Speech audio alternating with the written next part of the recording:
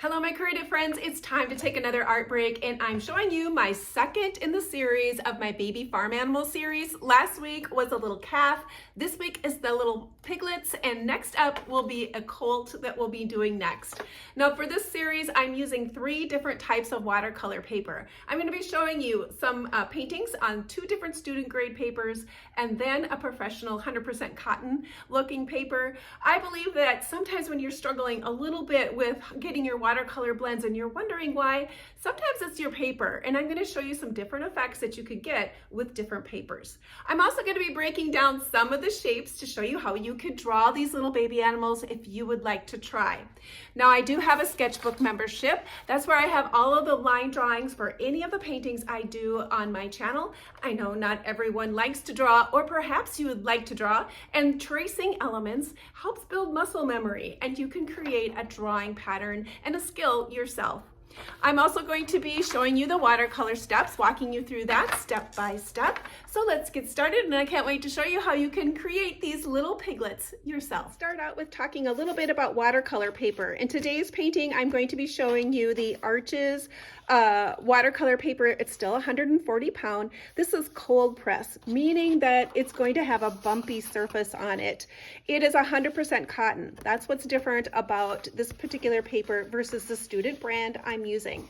When you're using this 100% cotton paper, it almost feels a little bit like fabric. It's going to be a little bit more drier when you're feeling, for lack of a better word for it. It will hold more water. It's going to stay wet longer.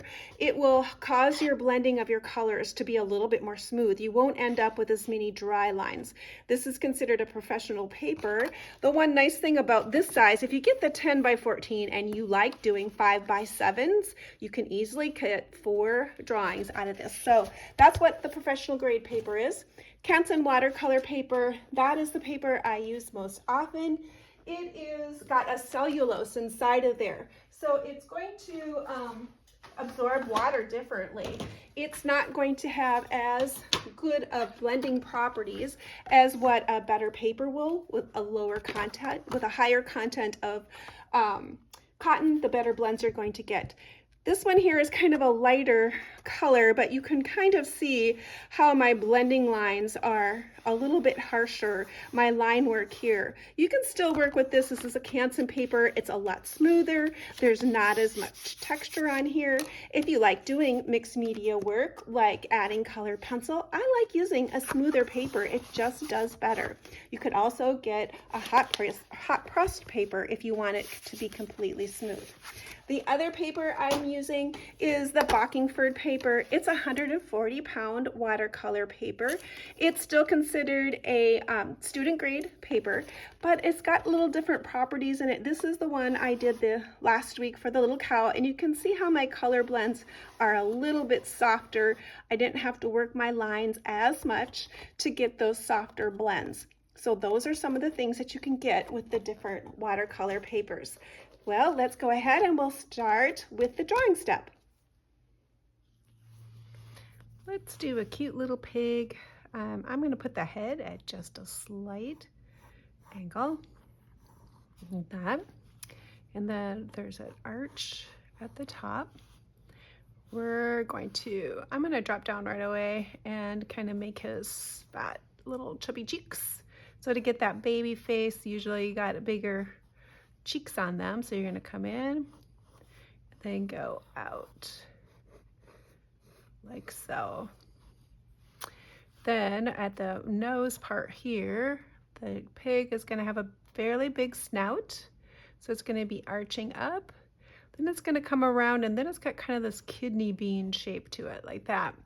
Then you can make it an open mouth, and then there's little nostrils on each side. Piggies have kind of small eyes, so I'm going to put just like a little underline like that, and then just make some little simple eyes on the top. You can put a scribble mark in there to give them dark, but then little lines like that. If you want to add little eyelashes, you can add little tiny eyebrows depending on how much character you want to give them. And then pigs have fairly big ears, so it's going to round up and then come to a point a little bit, and then down. It's kind of like a leaf shape here. There's going to usually, you see, it always looks nice to kind of draw like a top. Now we're going to go over here and do the same thing. So it's going to come up and then down and around, kind of like that leaf look, and then like that. So there's his little face. Now let's draw the back part of him. So this is going to be a sitting little pig. So we're going to come back and then we're going to come out a little ways. Then we're going to make his little round rumpus, like right there, because he's sitting down in the mud puddle. We're going to come across, this will be the front where he's sitting. Then we're going to come up here to this part of the face and we're going to draw the first little leg. So we're going to come down, but then curve out. Come down a little ways, and then here's his little hoof. And then it's going to go up into his body. Erase that line. So then it's like in front of him. And then we need to do his other little leg. So we're going to come down. Simple like that. And do another little hoof in the front. Go ahead and erase that line. So he's kind of cute. Now if you want to put a little tail on him, you can come around and do a little tail. Give him a little pigtail. That's how you can draw a little pig. So if you want to, just make sure that you're doing some bigger cheeks on him. That's going to give him that baby kind of look. And of course the size, he's smaller. And then that little round rump there. It's going to give him that cute little look. So some simple shapes. And that's how you make a little pig. So when you're doing them, they're all going to be little different directions. So if you want the tracer, just go ahead and click the link and come on over and see what it looks like. In preparation for painting, I like to do a color chart first. Watercolor doesn't have necessarily a lot of forgiving properties when it comes to making changes. So it's a good idea to kind of get an idea of what you want to paint and then go from there. So I use a piece of paper that I'm going to, a scrap piece, and I'd use a color swatch. If you're in my sketchbook membership, I always give you a color swatch of the colors I use. Once I have my drawing made, I highly recommend, especially if you're using this Arches 100% cotton water paper or 100% cotton paper, watercolor paper, get those words out right, is to do your sketch on a piece of copy paper first, and then you can transfer it over to your drawing. Either if you're using the tracers from my sketchbook membership, or if you're doing your own drawings, do it on a piece of copy paper. And the reason why I recommend that is because once you put the line work on this paper, you really can't erase it that well. It is kind of got a very much a softness quality to it. So your graphite and pencil marks really do stick down on there. So do your planning, your drawing, your sketching on a different piece of paper and then transfer it onto this one. And that's where I'm going to start with that. And I'm going to be beginning with watercolor. I'm using just a couple different sets, a student grade set, and then the Paul Rubens set, which is slightly more professional set. I'm going to be using both colors for this. And watercolor comes in a whole range of price ranges, so I often say just buy what you can afford to use and experiment and get your feet wet on using watercolor that way. It's always a good idea to charge your watercolors first, get them wet. If you're using cakes like I'm using, is to take one of these little misters and wet your paint first. That just gets them a little easier to get out of the water pans. I always have some paper towel. I often am rinsing my brush out, tapping it on my paper towel, or even taking some of the color out before I put it on my paper. It's always great to have that. And then with these small illustrations, it's a great idea to have a couple round brushes that have nice points on them. These brushes are the Velvet Touch Princeton brushes. I have links in my description. You might want to check them out. I've had these for a very long time. They will last you a fair amount. It's pretty easy. You just wash them out and then make sure you put them back into a point before they dry, and they work well. A 10, a 6 is probably all you really need to get when you're working on these sides. You might want to look at getting later on like an 8. This is a long round, so they're even a little bit longer. The bristles are even more pointed. So that might be something you might want to look into as well. Well, let's go ahead and we'll start putting some watercolor on this paper. Now this is the Arches watercolor paper. So you're going to get some really pretty watercolor soft blends with these. And I'm going to start by putting some clean water on my page. With watercolor, it's super helpful to have 2 containers of water. One container, you call it your clean water. That's where you're going to go in and just get plain clear water, and then you can have the other container to rinse your brush out. That just helps with keeping your water a little bit more clean. I'm going to go in and trace out the area of where I would want to put my sky, and I'm going to wet this with some clear water first before I put my paint on there. I'm going to go around. Watercolor has that unique property. It wants to float wherever your paper is wet, so it's going to stay right where this water is. I want to see a glisten on my paper. I don't want to see puddles on there, but I want to see it glistening in the background. And I'm not for sure you can see that on the camera or not, but there is a glistening. If you want to get off to the side of your paper, then you're going to be able to see if you have any dry spots or where you might have skipped putting some water. But my goal is to try to get all of that sky in that glistening water before I put my color on, and that's going to help my paint just kind of spread out.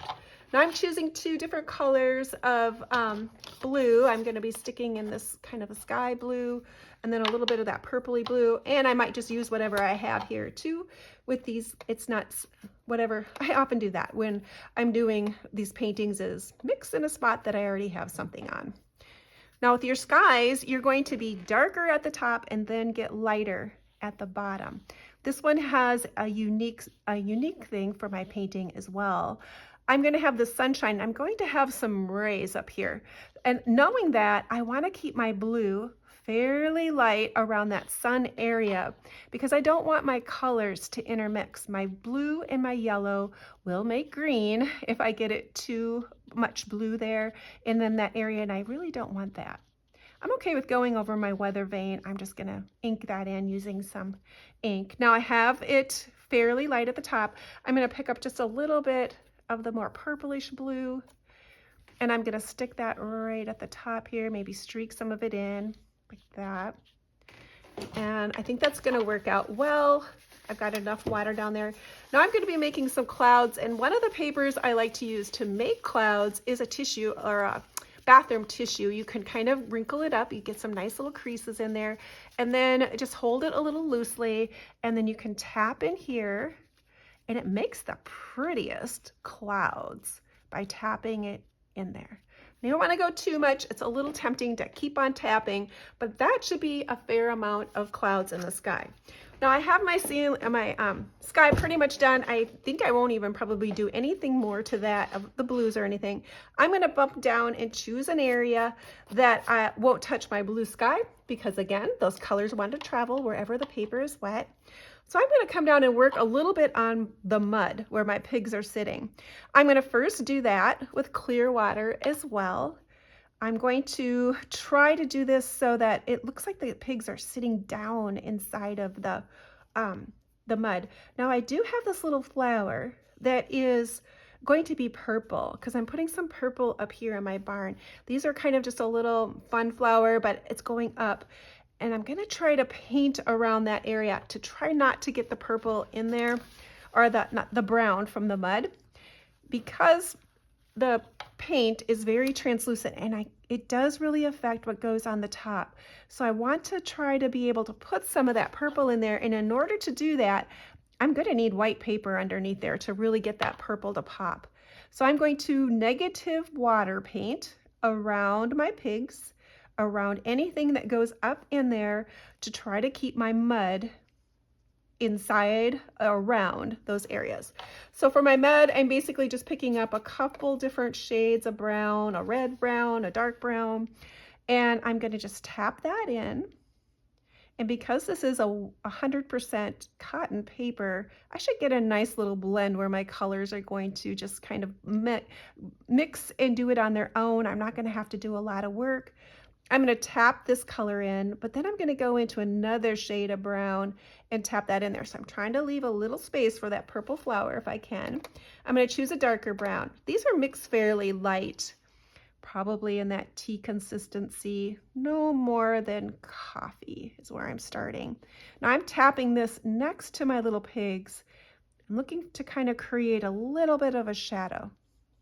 Now this should soften down because that area underneath it is wet. And I'm looking to soften that area down a little bit.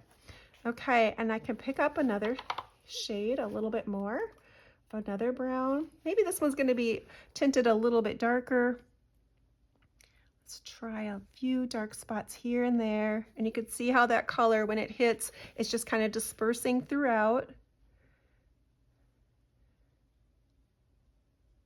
Very nicely. Now, if I want to, and I don't want like this hard border of the mud puddle, I can come in with just a tiny bit more water, tap my brush on my paper towel first, and I can soften that area just a little bit by just putting a little bit of water down there. And then my line won't be so harsh of color stopping and starting, and I'll be able to blend some of the grasses over the top, and it may not be as noticeable. Some of this is just all about playing and figuring out different things. It's not going to be perfect because their little feet are going to be in the mud, so I'm not looking to perfectly paint around their toes. I'm just looking at tapping in some of that color. Let's add a little bit more color. I think we're going to be good. Let's mix up a little bit more, and let's tap in. We want to make some darker spots in my mud. Okay, I think that's going to make a great little mud puddle. All right, we'll let that color sit and blend together and see what happens there.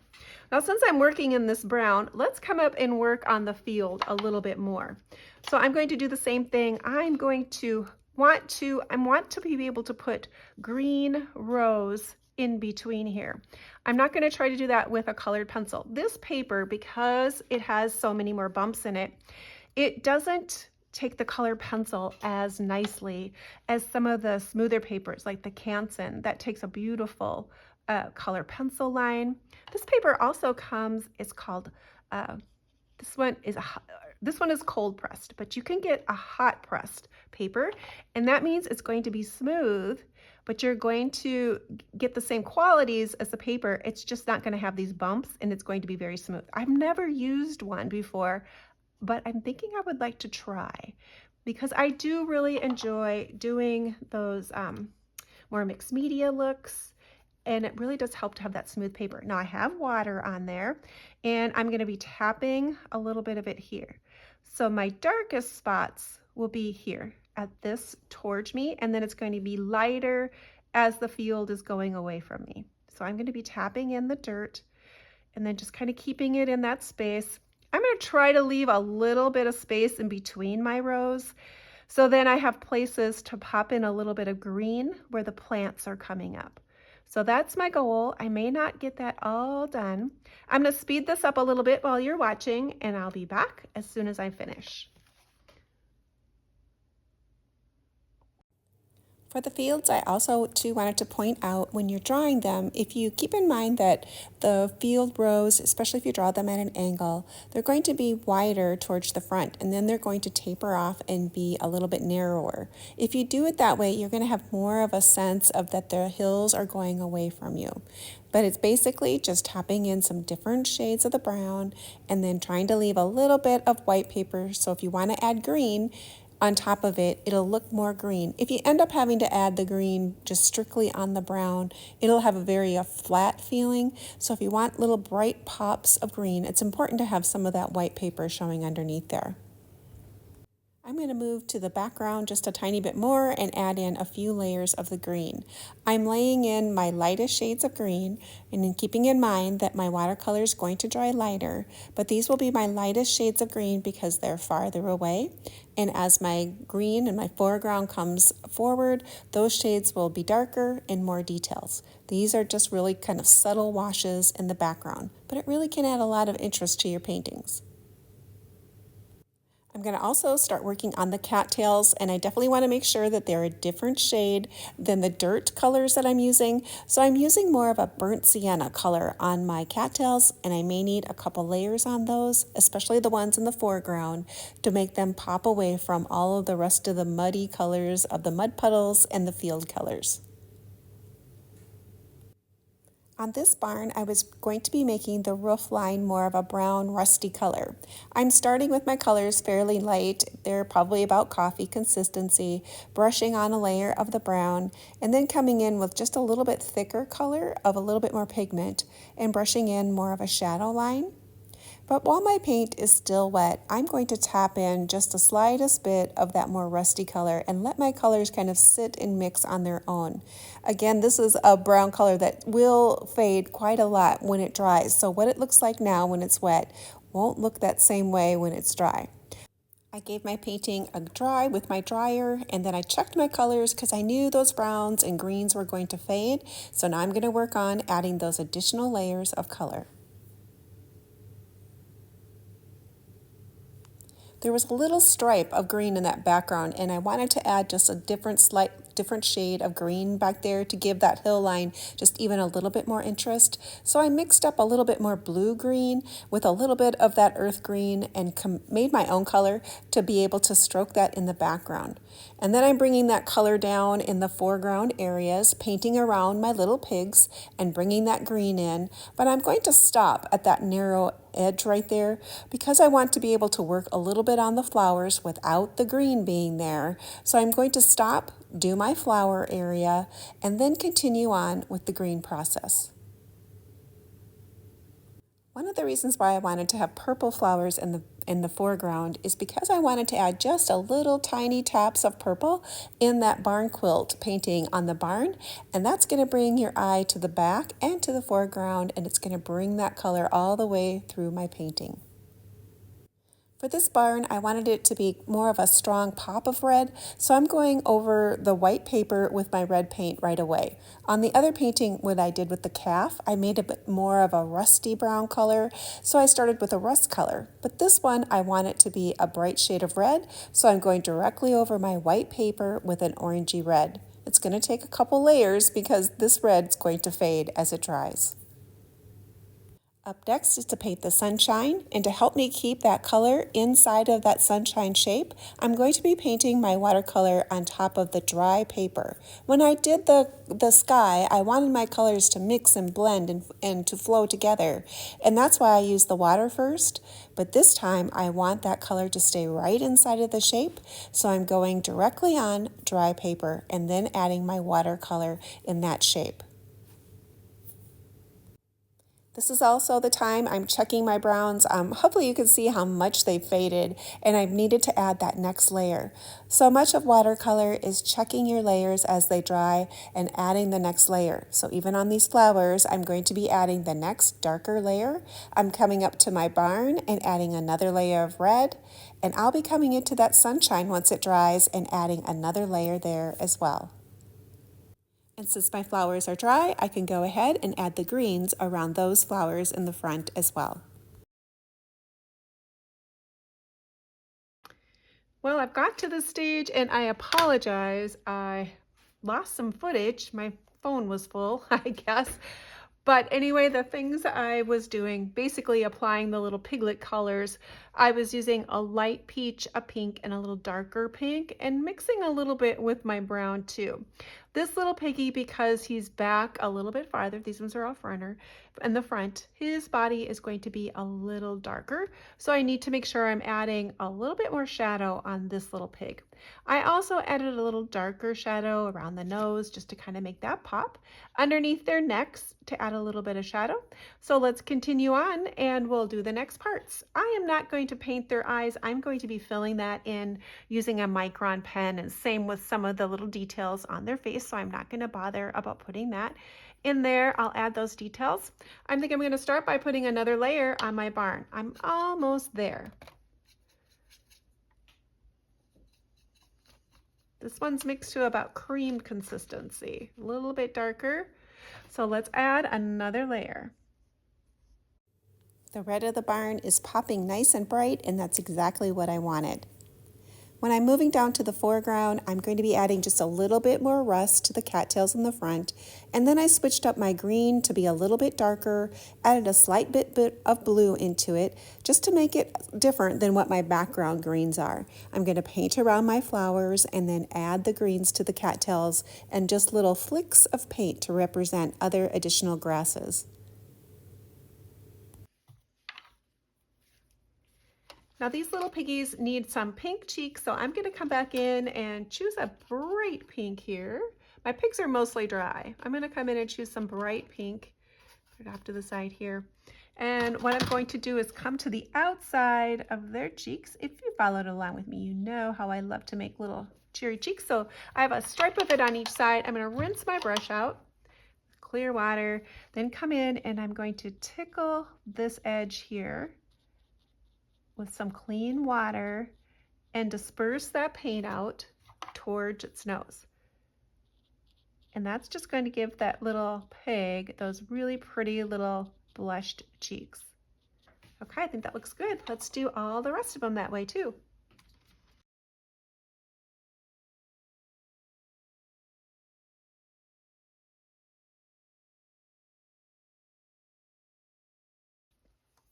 So this is a good time to stop and see, do you need to add a little bit higher bright shades of pink on your pig? Do you want to add them anywhere? I think I'm going to leave them just the way they are. I'm going to add a few little muddy spots on these pigs because they're playing in the mud. And I'm going to just do a watered down brown and just tap it here and there, maybe even a little bit on his forehead. And just kind of go back and forth.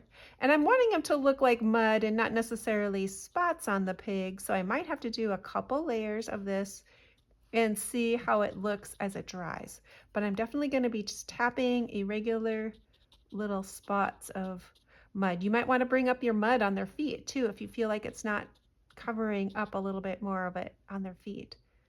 Maybe this guy's got a little spot there. They're having fun.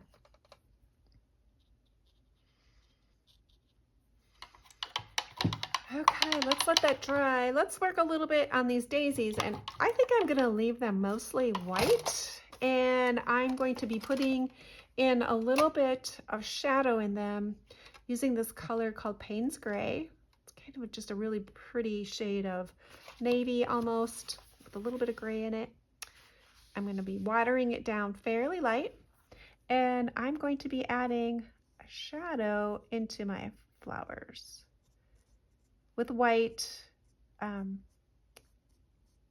kind of add to up the shadows. Okay, so that's really stripedy. So I'm going to come in and take some clean water and then run it all the way across. I'm looking to create a shadow, not necessarily a blue flower. So I'm going to leave some bright whites of the paper showing through, which will add a little bit of contrast there. But I definitely want to add a little bit of color, and that's going to dry a little lighter. And I'm going to do that to all of my flowers. And let's add some of it up here on my door because I still want it to be white. I'm going to add a little bit up here to that area and just choose a little bit of a dash in the windows as well. Now for the center of that quilt, I'm going to pick up those same sunshine colors that I have been using on my sunshine and on my flowers, and I'm going to tap it right in the middle. I like to bounce my colors around on my paintings, so this way I'll have a little bit of that color there too. All right, so by adding that purple here, I have some purple in the background. I have this golden yellow from my golden sunshine, and the greens are mixed around. Now I'm going to give this a chance to dry, and then we're going to do the pen work.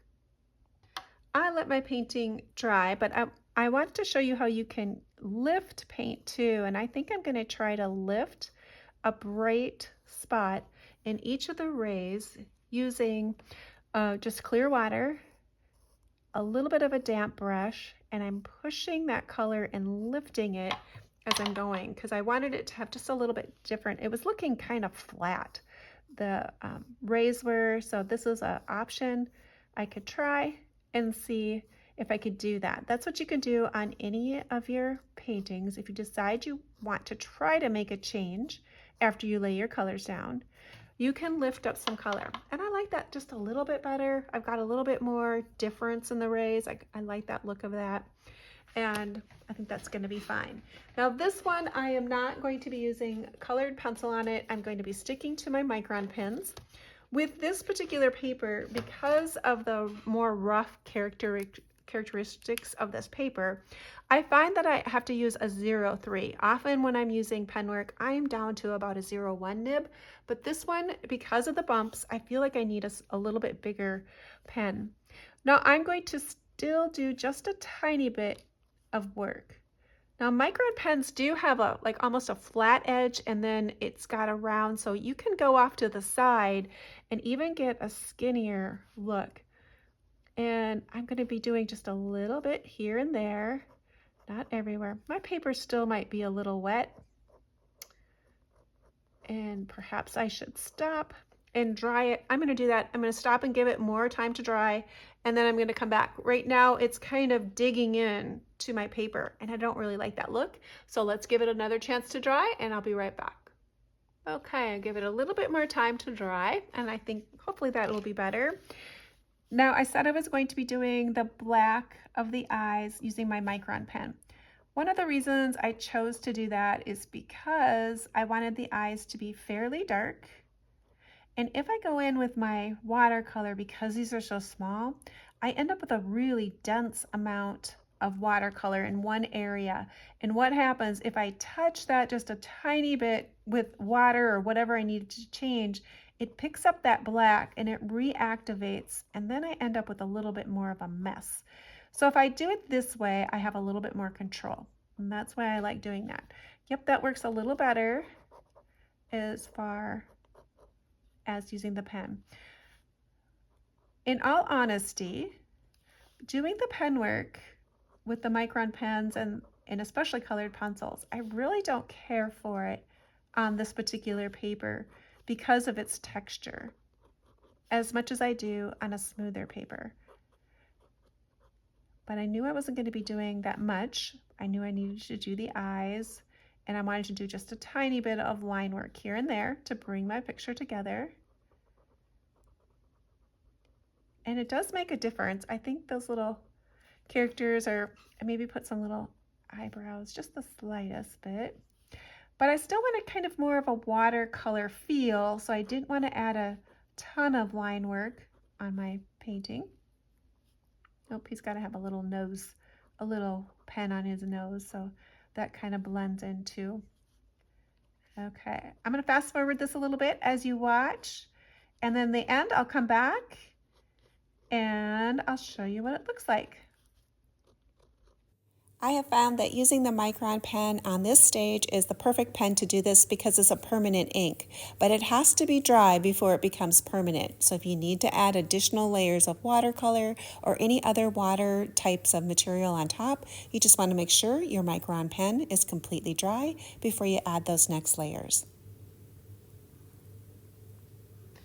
Let's try using a little jelly roll in white, and let's see if I can't pop in a few little highlights, but I'm not thinking it needs too many. If you lost the little whites of your eyes, this is a good pen, or the Uniball pen, to just go ahead and add a few little bright streaks of white if you would like to add just a tiny bit. I think I might add just a little bit on these flowers too. Give them a little bit more interest in the foreground. But I think that's about all I'm going to do. I did some line work back there. I'm going to leave the rest pencil. And let's take the tape off. I always like taking the tape off. I think it's so gratifying. I think it turned out fairly well. Now, I wanted to show you a difference. Now, I did 2 of these. When you're in my sketchbook membership, I always say, make 2 drawings, because you might want to try something different on one than you do the other. In this one, I did add some color pencils on it, and I didn't necessarily care for that look. So I decided this one I would try just using more of just the watercolor and less of the color pencils. Both are super cute, but I think I might like this one better. I'm not for sure. Well, let's put them in a frame and we can see what they look like. Each of these sweet little paintings have been so fun to create. This little series with the calf, the piglets, and up next will be the baby colt has been so much fun to create. Hopefully you're learning something about watercolor papers and how they work differently. If you enjoy creating art and crafts in whimsical style, come on over to my channel and see what I'm doing. I'd love to have more creative friends join me. Leave me a comment or give me a thumbs up. It really does help YouTube push my videos out there. Well, thanks for joining me, and hopefully you'll come back and join me again, and perhaps next time you'll paint right along with me.